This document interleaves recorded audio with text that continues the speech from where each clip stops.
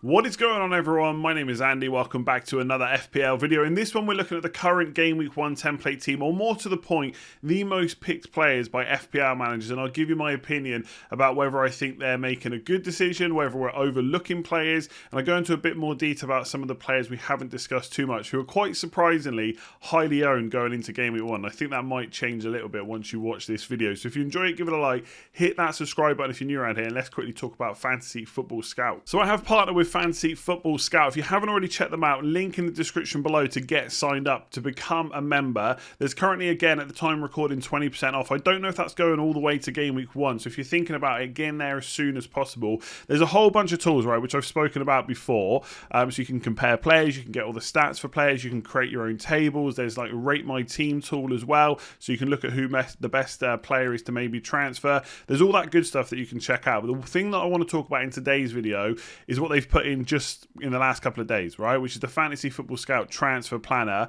So if you want that, go to the members area when you're signed up. So obviously click that link in the description below. You click on this and you fill in a quick form just to basically say, this is my account, this is my email, please send it over to me. I've already done it, so I don't need to do it again. And they've sent it to me, and it looks like this. Now, it shows you the first 8 game weeks. You can expand that out to more game weeks. You can reduce the amount that you want to look at, and you basically put your team in for Game Week 1. So I've done mine here. Obviously, my big head covers some of the players, but I'll scroll down. So this is kind of a recent draft of 4-4-2 that I've put in. Now, the great thing is it then shows you the fixtures, and they're obviously color-coded based on the Fantasy Football Scout ticker about how good the fixtures are. So I've put Havertz in there just to show you how it works for Game Week 1 against Palace. But if I then want to sub him straight away, I can just come to this cell, put in Son instead, click out of that, and then it updates it. So now I've got Son in for all these future game weeks until I want to make a transfer. Maybe at some point I want to transfer someone else, probably not Rafinha, I don't know, but let's say it's Wilson, and here I want to put in, I don't know, Watkins instead. Obviously, I don't want to put in Watkins because his fixtures get bad, but it's just to show you an example. And then Watkins will update for all these future weeks. And you can play around to see how many transfers you might need, or also how many transfers you might get away with in the first few weeks, because obviously some players will just stay for ages, like Shaw, for example. You don't need to worry about him. When you make the transfers, it shows you at the bottom who you've done, how much cost there is, and stuff like that. So it's really handy if you want to plan it out. And it's all part of the normal members price as well. There's not an extra price for this. So if you want to sign up for as a member, get this transfer planner plus all the other tools available, click that link in the description below. Okay, so I've made this video for the last couple of seasons, right? And the idea is just to talk about the most selected players, i.e. the players that are making up some of the template teams that will be out there. Obviously, if you go to like YouTube and Twitter, the template teams might look slightly different, and there'll be players that aren't being selected that much that are by the overall FPL player base. And we've got about 3 million managers so far. And I think it's good to kind of check yourself to see what other people are doing, players you've maybe not thought about and stuff like that. So I know who's not going to have listened to the video, because you're going to tell me in the comments below you can't afford this team. I know that. It's just a chance to talk about these players that are being heavily selected, right? So kind of the template / most owned players team. So the first one is Martinez, 38.9%. Now, obviously, when you talk about template teams at the start of FPL, when it first comes out, there's a lot of auto-select teams and stuff like that. But I do think at this point, a lot of people will have kind of at least had a look at their team and maybe made some transfers in and out. So for him to be nearly 40% owned still is pretty crazy, I think, for 5.5 million. Now, if you're someone that's likely to wildcard early, I've said this before, the fixtures are pretty good, right? Watford, Newcastle, Brentford, Chelsea, Everton. Chelsea's difficult, but the other 4 aren't too bad. And we know if he gets a clean sheet, he's probably going to get bonus points because there's going to be saves involved. I guess if you look at the teams that he's playing and you think about who people are, you know, trying to select from an FPL point of view in terms of attackers, Watford, maybe not too many, maybe the odd Sarr pick here and there. Newcastle, obviously, Wilson's fairly popular. Brentford, we've got Tony's quite popular as well. Everton, possibly Calvert-Lewin, if he's back fit, available by that Game Week 5 game. So it's not going to be easy for Villa, and their stats weren't fantastic last year from a defensive point of view. I know they got a lot of clean sheets, but I think in some cases a lot of that was down to Martinez, and that's not to say he can't do that again. He can't repeat those performances, but it'd be difficult to do it at the extent he did it last year. So I still think saving the 1 million is better for our overall teams, but I see why people are selecting him. He's great for saves, he's great for bonus when they do get clean sheets, and the opening fixtures are good, but I just think as a long-term potential pick, he's just not for me. Shaw and Trent Alexander-Arnold, look, there's not too much to talk about because I've spoken about them quite a bit already during pre-season. I do think Trent's worth the 7.5 to start off with. I've seen some teams going without him to put the money in attack, and I'm just not sure it's worth that little bit extra that you get. People are already making quite good attacking teams with Trent in there, and we just know how explosive he is. We know that Liverpool's fixtures are pretty decent as well. He's a good pick. Well, I won't say anything more than that. On Luke Shaw, I do think it's pretty crazy that he's 51% owned. So again, he was quite a high owned player when FPL first came out. And I think a lot of us thought, right, well, part of that is Euro 2020. He's just scored in the final. Man United have got good fixtures as well. And obviously Man United players are generally quite popular because of the fan base as well, being so big around the world. But I think most of us thought it would go down, not up. So I think he started around 43%, something like that.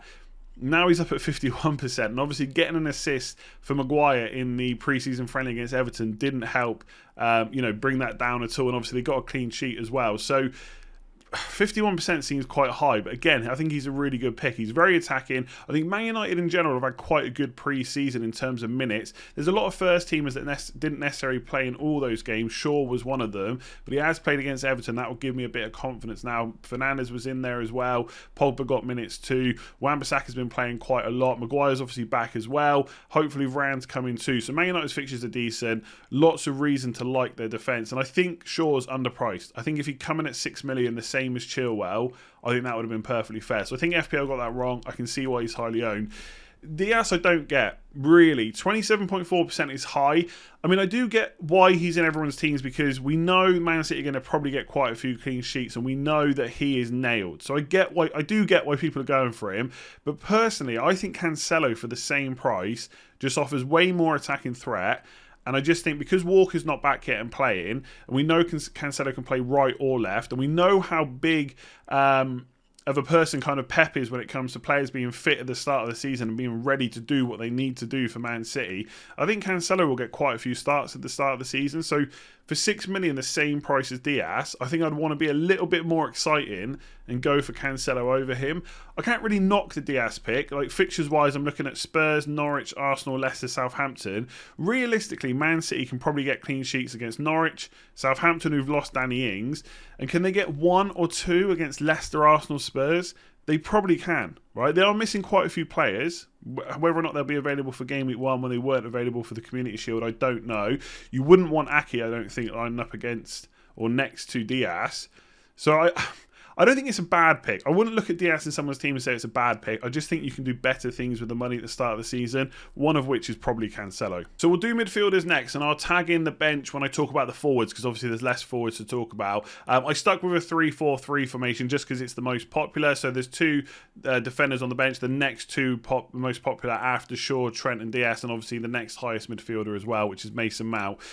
In terms of the midfielders themselves, look, I've spoke a lot about Salah, Fernandes and Rafinha, so I won't go into massive detail, right, because I've covered it in other videos, and I probably will do when I talk about my own team later on this week. Salah's a no-brainer for me. I think, look, apart from saying that, sure, no one's essential, I think Salah's about as close as it gets. I think he's a great capsy option. Nothing more to say on that. Great pick. I think he'll be higher owned than Shaw by the time the season starts, but we'll see. Fernandes, I've done a whole video about whether he's essential or not. I would agree with people on Twitter that are saying the free kick shouldn't change your opinion. If you wanted Fernandes, it shouldn't make you want him anymore, right? Because, of course, free kicks are difficult to score. I've said that quite a few times. He probably won't score many more free kicks this whole season. And if you didn't want him, that free kick probably shouldn't make you want him even more either, right? You should just stick to not having him. Personally, I think he's a great pick for a few reasons, right? 1, the fixtures are really decent. 2, we know he's had pre-season minutes. Like De Bruyne hasn't. He's probably not going to be available for Game Week 1. Who knows what's going on with Kane at Spurs? Mane's an option. I think Mane's a genuine option for the same price as Fernandes. But you know what you get with him. And I think, yes, refs are possibly going to be given a little, a fewer penalties this season, possibly, but we don't know how that's going to play out. And we know Man United tend to get penalties no matter what. So I think just to completely write penalties off Fernandes is crazy. And his underlying stats are pretty good. Yes, I'd prefer that they were kind of flipped, so that he was more goal threat than assist threat. But obviously you get bonus along with that. And I think when Sancho starts coming into the team as well, he's going to have the opportunity possibly to get a bit further forward and be on the end of balls rather than being the man that's providing those assists as well. So I think he's a great pick, and I think he gives you flexibility to move to a different big hitter. Yes, it's 2 transfers to get to a Lukaku if he comes, or to get to a Kane, but realistically, unless you start with a premium forward, that's always going to be the case anyway. So I like Fernandes. Rafinha's great. For me, all things equal, he's the best 6.5. You can make a case to go with someone like Buendia instead because of the fixtures, but I think Rafinha all-round game is just decent. I'm not really worried about what's happened in pre-season with Leeds, if they've, conceded a few goals here or there. I just think Rafinha's brilliant. He's going to get good minutes. His numbers are great. He's a decent price. Grealish is more interesting than the rest of these three because we haven't discussed him too much. Obviously, he's moved to Man City now, 8 million. I'm a little bit sceptical about how many minutes he gets straight away. What I will say is Man City, again, like I spoke about with DS, they are missing a few players, right? So it might mean that Grealish has to play.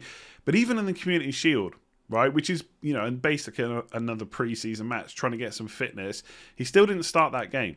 Pep played quite a few kids in that game, and Grealish came on later on. I think it's quite a steep learning curve to go and play for Pep Guardiola. Grealish is brilliant. No one denies that. But whether he's going to play on the left or as a number 8, he's going to have to play the way Pep Guardiola wants him to play.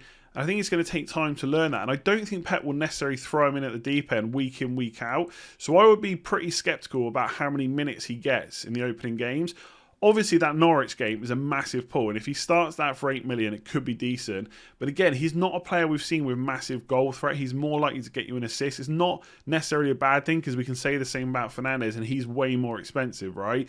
But I just worry about Grealish's minutes. I think if you're going to Man City, you probably want to go for Mahrez. I think he's the one that knows Pep's system. Pep knows him. He's going to play on that right-hand side. Very little competition at the moment. It sounds like Bernardo Silva is going to be out the door as well. So there's a lot of things with Man City where they haven't necessarily got a lot of their first-team players, and there's still a lot going on with transfers and stuff like that I wouldn't be worried about them because we know how good they are. Like the Leicester game would not put me off at all because they were playing quite a few kids. But Grealish at 31%, I think some of that is hangover from the Aston Villa days, right, when he was there and people were picking him for their great opening fixtures.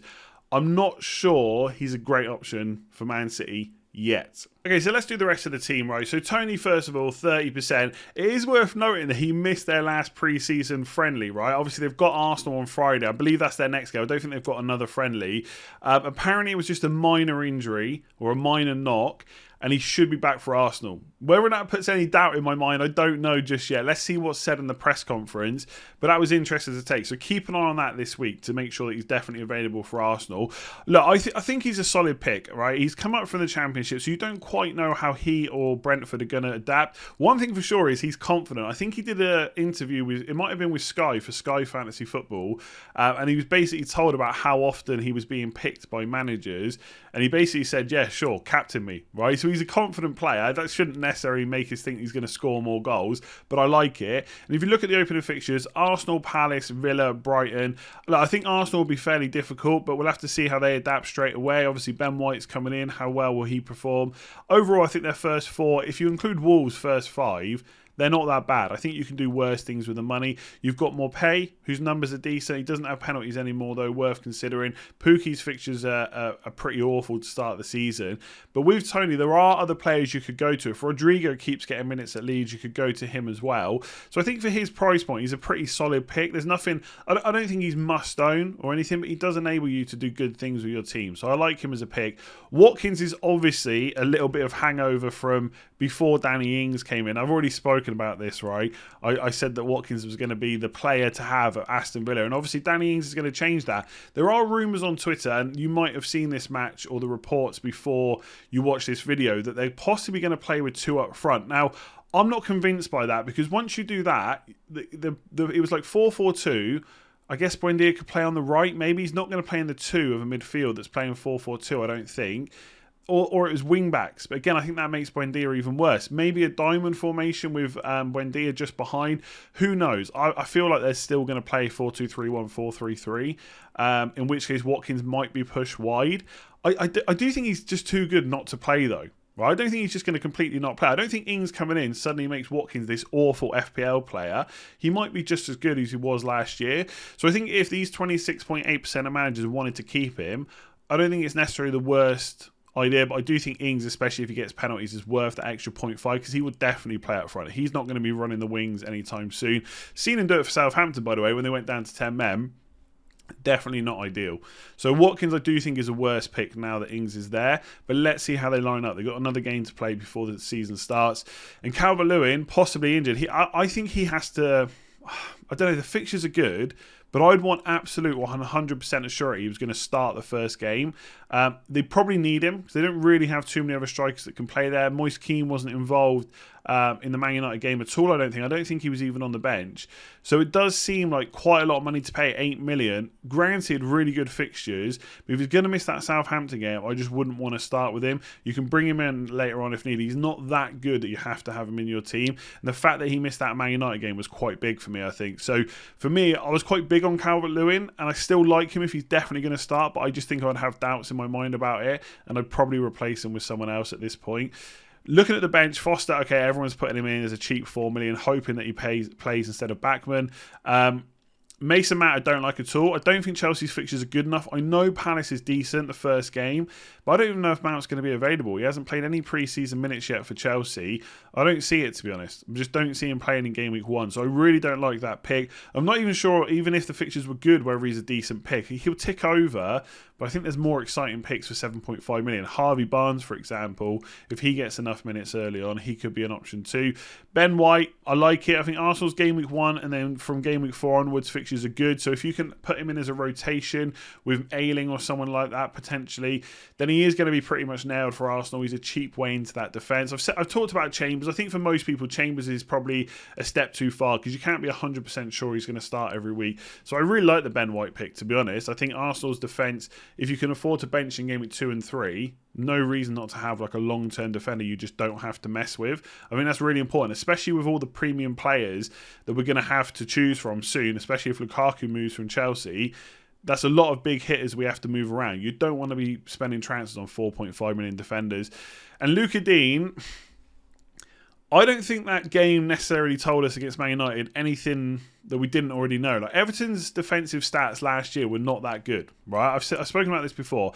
I think on expected goals conceded, they were the 14th worst team last year. So they're pretty poor. Will Benitez turn them into this good defensive team? Possibly. It could take time. But also, they're not going to play Man United again. Their fixtures are a bit more straightforward than that. You've got Norwich, Burnley, Brighton, Southampton. 4 of their opening 6 fixtures.